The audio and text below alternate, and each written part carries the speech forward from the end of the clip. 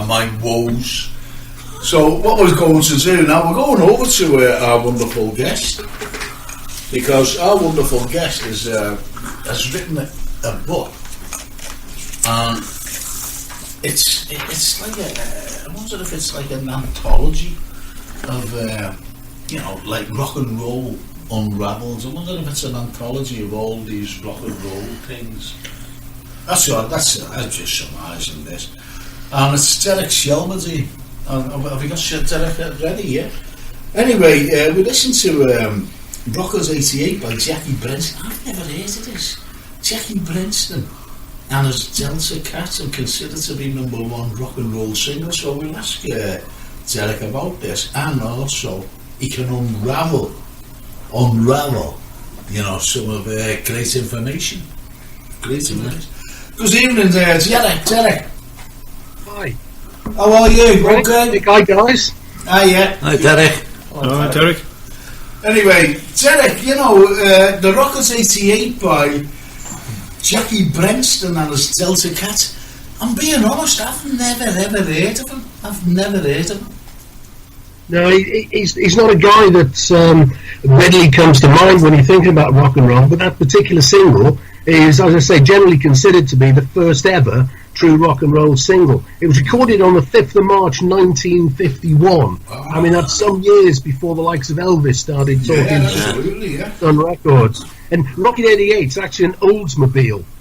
In its day, it was the sort of lady pulling car. It was you were considered to be, the man if you were driving around in a Rocket 88. So that's a sort of what a Rocket 88 is. Yeah. But what's really interesting about it is that there were 4 of them. It was actually pulled together by Ike Turner, and he booked some time in the studio with Sam Phillips to record 4 songs, and they released 2. The 2 that Ike Turner did lead vocals on, they released as an Ike Turner is Kings of Rhythm single, Sack Without Trace.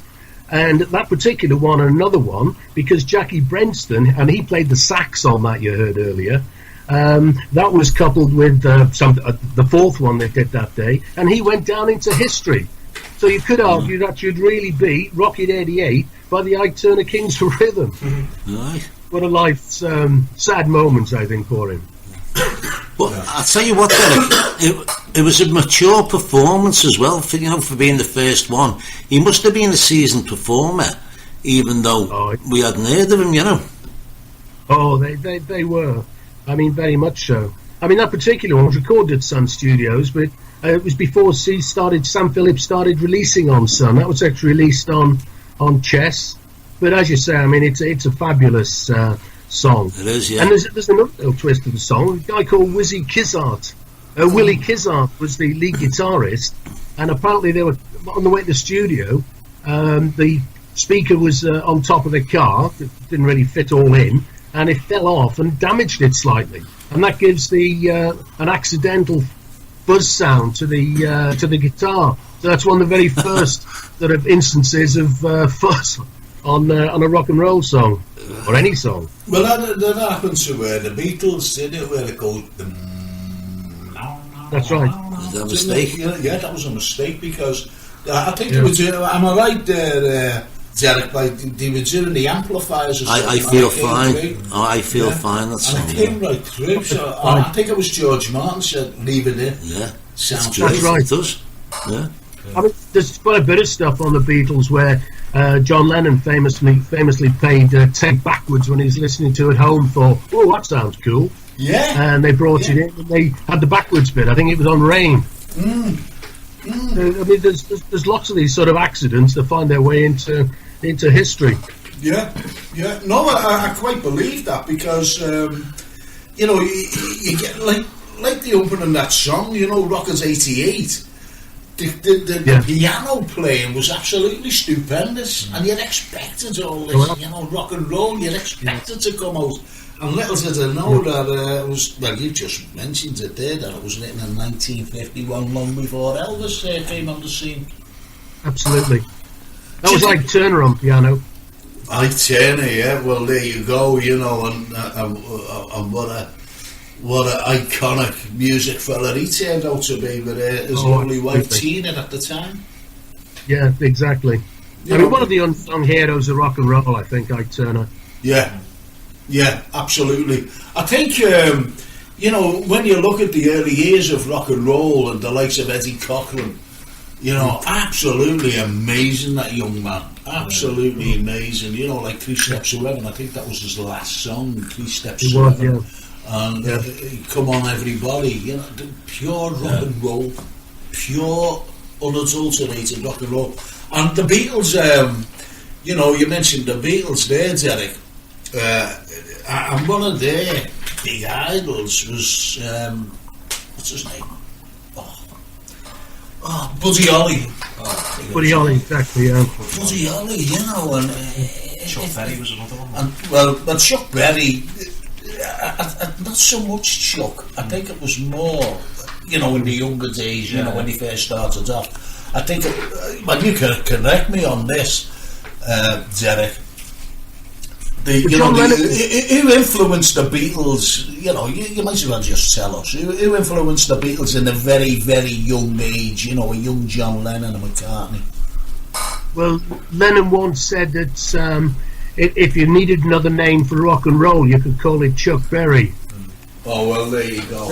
I mean, he was one of the influences, but it was a lot of the stuff at the time. I mean, the R&B stuff and the doo-wop bands.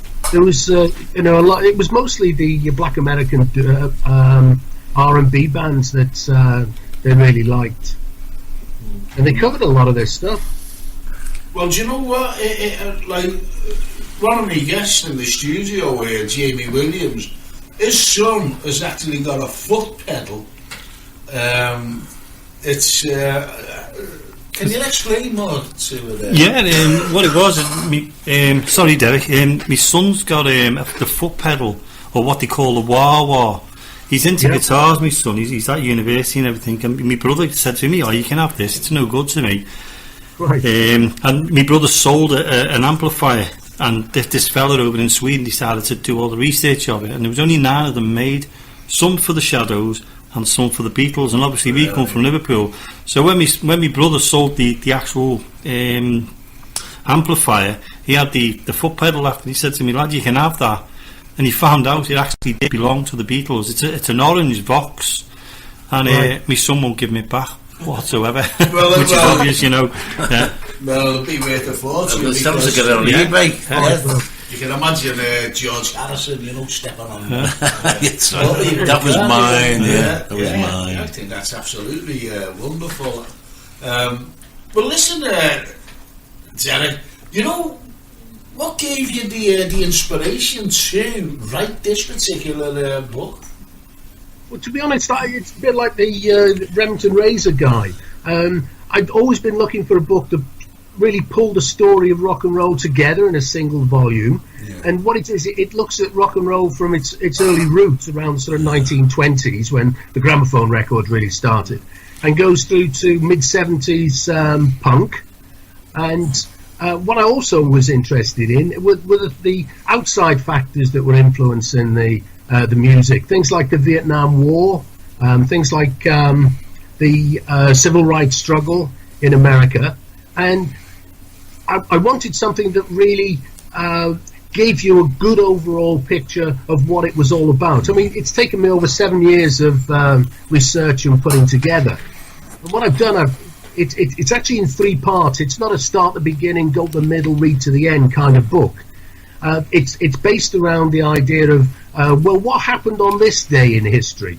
So January 1st through to the end of December, you've got all the various key things that happened. And then part 1 is what I call timeline, that essentially takes every one of those items and puts them chronologically into context. So that gives you that is fabulous for reading between rock and roll's lines. You can see genres ebbing and flowing.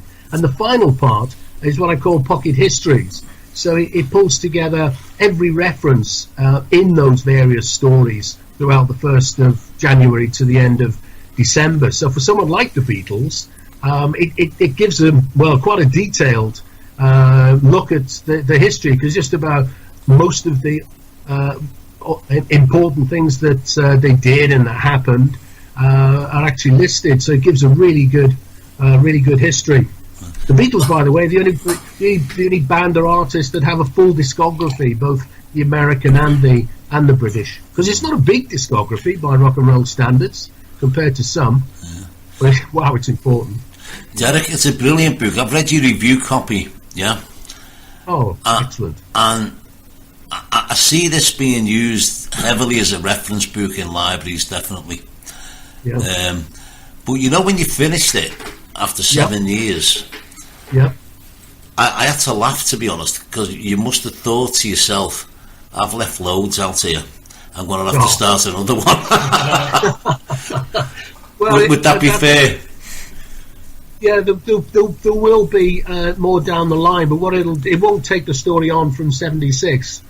What it'll do is expand on the ideas and the areas there. So you'd have things like R&B Unravelled, doo-wop Unravelled, maybe the Beatles, the Rolling Stones Unravelled. So it'll go into a bit more detail in the various aspects. But it was a real labour of love.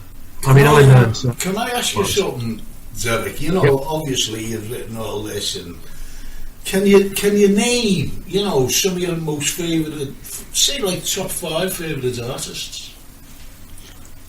Wow, that's a really no, but listen, I'm a historian, and I get asked, you know, can you name your top 5, like either, you know, military or favourite characters or whatever. I'm always being asked, so I'm putting a question over to you. You know, can you name the top 5? Absolutely. I mean, some that roll out straight away. Frank Zappa. If I could only take one artist to that overcrowded desert island, it would probably be Frank Zappa. Right. I really like his music. Brilliant. Absolutely. The Pink Floyd. I'm very, very big Pink Floyd fan. Dylan, who's now just got a literature award, of course. Yes. I mean, the Beatles just have to be in there because they're just so important in the great scheme of things. But if you go back, I really like the doo-wop era. There are so many doo-wop artists, an awful lot of one-hit wonders come from that era. So if I could cheat just a little bit, I'd have a sort of compilation of the true doo-wop stuff. And who would be a fifth one? I'll tell you who I loved at the time. I mean, they're not in the league of Dylan and the Beatles, but I mean, I come from that neck of the woods. I come from Connors Key originally. Cool. Exactly. Amen. And Andy Fairweather-Low. Yeah. Absolutely brilliant. Absolutely brilliant. Was that your fifth one, Derek? Yeah. Well, one of the last ones, one of the best live bands I ever saw was the Big Three. Oh, yeah. Did you see the Big Three? I did. Yeah, I saw them quite a lot. I'm of that age, you see. So I'm very much a child of the 60s. So am I. Yeah. Lots of shows about those, Eric, is it? Not nowadays. But you know what? I used to go to the Iron Door. And the Iron Door was the big rival of the Cavern. And who used to be the resident band there was the Searchers. Oh, right, yeah. And I tell you who else was always on the Undertakers. And fantastic. Oh, Jeff Newton, And he was supposed to come on the show, unfortunately, on the Monday evening, and he died that weekend. And it was so sad because last year, wasn't it? Yeah, he used to come over to me to the Good Saints. You mentioned the Good Saints, and he always asked me 3 questions, and I answered them. And he used to say to me, "Thanks, Frank." and that was it, you know. That was the end. What a beautiful man. But yeah, there's something for you. You know, like the likes of Rory Storm was there. Met him, Rory, fantastic. And there used to be another band. Now, whether you're aware of this, Derek. Yep. And I'm going to ask you about your name after this, by the way, because your name fascinates me. I'll tell you for why in a moment. The Mojos. Did you ever hear of the Mojos? Oh yeah. I saw the Mojos a few times. And do you know who the drummer was? They were another brilliant R&B bands. Yeah. Do you know who the drummer was? Yeah. Ainsley Dunbar. Was it? And he was in the band, Lewis Collins. Oh, right. Yeah. Lewis Collins, yes. Of Professionals. The Professionals, yeah, absolutely amazing. Now listen, Derek, I'm digressing here, okay? Okay. And it's your name, and obviously you come from this neck of the woods, and your name's Shelmerdine. Yep. Now, in your family, or your family tree, going back, Yep. is any of your family being architects and things like that?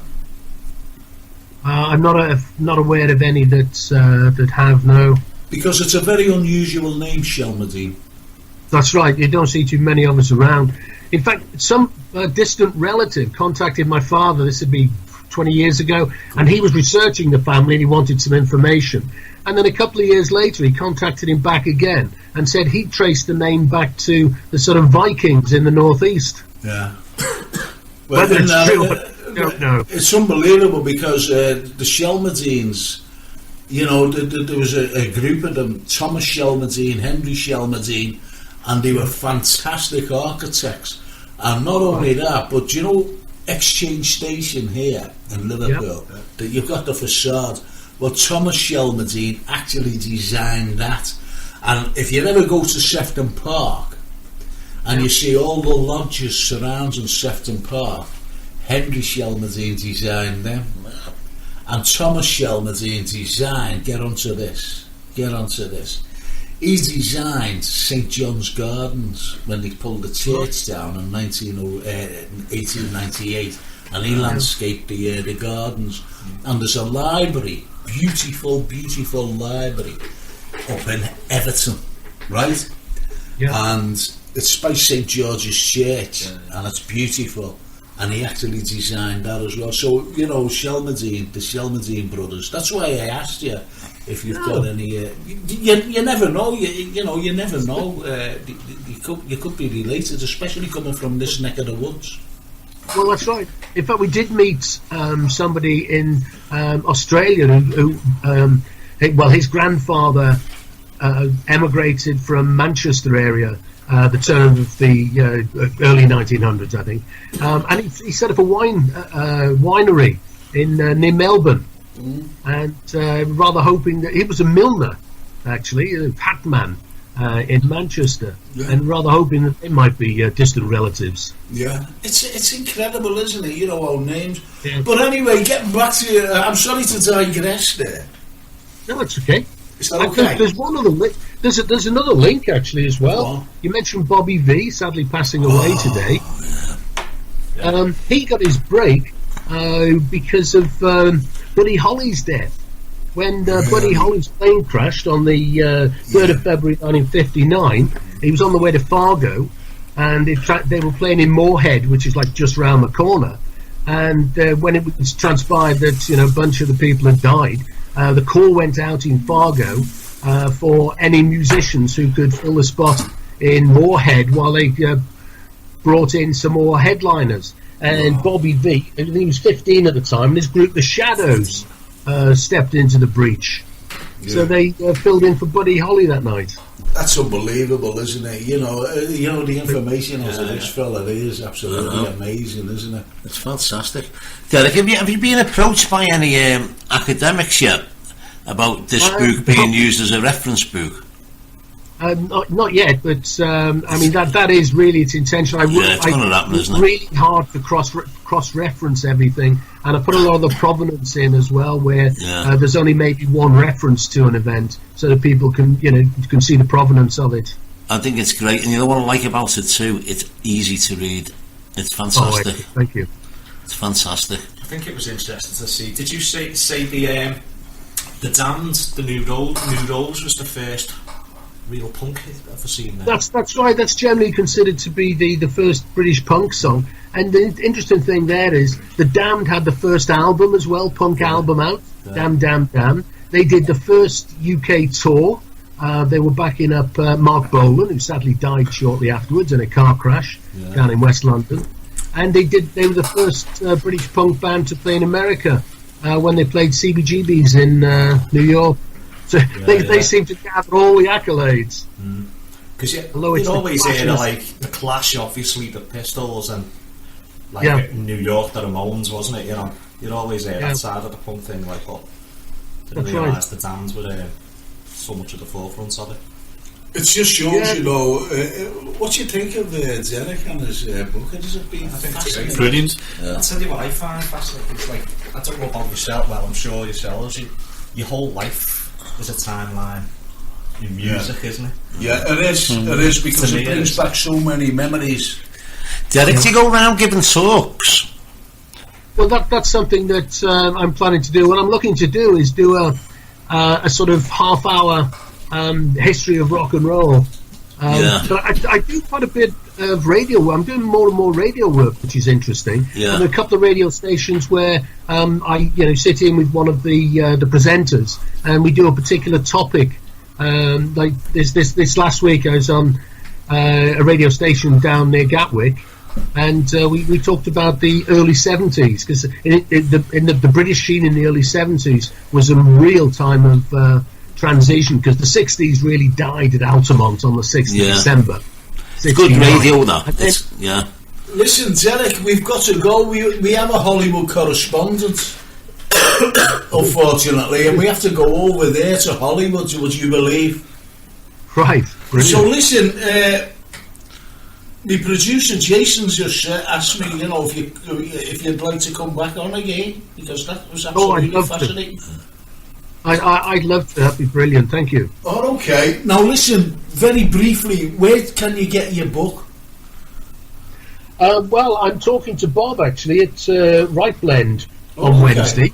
Okay. So it should be available there shortly afterwards. But it's on Amazon now, either Amazon UK or Amazon.com. So, you know, straight to the website. Well, what we'll do is we'll put everything on our website. And we'll have you on. When is he coming on, Jason? I don't know. I've not got the diary. So he hasn't got the diary, but he'll be in touch. Is that okay with you? That'd be brilliant. Yeah, that would be fabulous. Thanks very much, guys. No, thank you, Derek. You're a good man, and I love your name, and I love your book, and everyone loves you. How's that? See you soon. Couldn't be better, could it? No, it couldn't, honestly. Okay, see you soon. See you, Derek. Bye. Cheers. So that was Derek, and that was absolutely fascinating, wasn't it? Sorry about that, Frank. I could have talked to him I all night there. know you could. Well, I'm going to get that for me, lad. Yeah. He's at uni studying it. So listen, we've got to go over to Hollywood here.